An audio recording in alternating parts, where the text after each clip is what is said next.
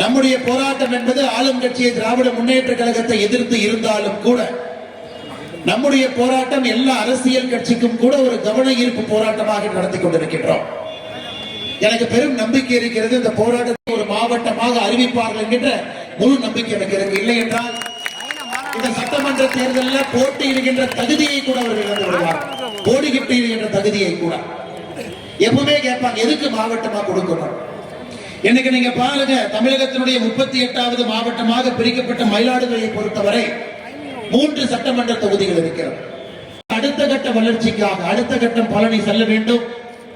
இங்கே எல்லோருக்கும் வேலை வாய்ப்பு உருவாக்கணும். ஒரு மாவட்டம் என்றால் இங்கே ஒரு தனி கவனம் இருக்கும். 1979 காலகட்டத்தில் கோயம்புத்தூர்ல இருந்து ஈரோடு பிரிக்கப்பட்டது. அன்னைக்கு ஈரோடு பிரிச்சாங்க.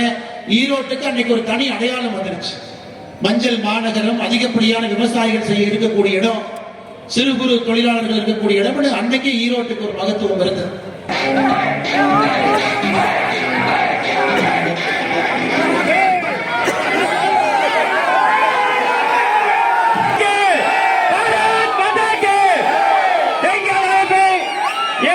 நம்முடைய போராட்டம் என்பது ஆளும் கட்சியை திராவிட முன்னேற்ற கழகத்தை எதிர்த்து இருந்தாலும் கூட நம்முடைய போராட்டம் எல்லா அரசியல் கட்சிக்கும் கூட ஒரு கவன ஈர்ப்பு போராட்டமாக நடத்தி கொண்டிருக்கின்றோம். எனக்கு பெரும் நம்பிக்கை இருக்கிறது. இந்த போராட்டத்தை ஒரு மாவட்டமாக அறிவிப்பார்கள் என்கின்ற முழு நம்பிக்கை எனக்கு இருக்கு. இல்லை என்றால் இந்த சட்டமன்ற தேர்தலில் போட்டியிடுகின்ற தகுதியை கூட அவர்கள் இழந்து விடுவார். போட்டியிடுகின்ற தகுதியை கூட எப்பவுமே கேட்பாங்க, எதுக்கு மாவட்டமா கொடுக்கணும். இன்னைக்கு நீங்க பாருங்க, தமிழகத்தினுடைய 38வது மாவட்டமாக பிரிக்கப்பட்ட மயிலாடுதுறையை பொறுத்தவரை 3 சட்டமன்ற தொகுதிகள் இருக்கிறது. அடுத்த கட்ட வளர்ச்சிக்காக அடுத்த கட்டம் பழனி செல்ல வேண்டும். இங்கே எல்லோருக்கும் வேலை வாய்ப்பு உருவாக்கணும். ஒரு மாவட்டம் என்றால் இங்கே ஒரு தனி கவனம் இருக்கும். 1979 காலகட்டத்தில் கோயம்புத்தூர்ல இருந்து ஈரோடு பிரிக்கப்பட்டது. அன்னைக்கு ஈரோடு பிரிச்சாங்க. ஈரோட்டுக்கு அன்னைக்கு ஒரு தனி அடையாளம் வந்துருச்சு.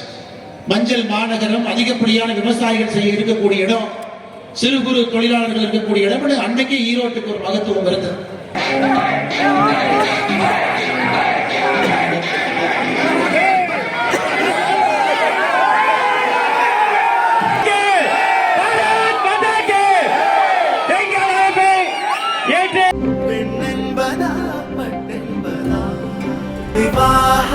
மணப்பெண்ணின் பிரத்யேகமான திருமணம் விவாஹா தி சென்னை சில்க்ஸ்.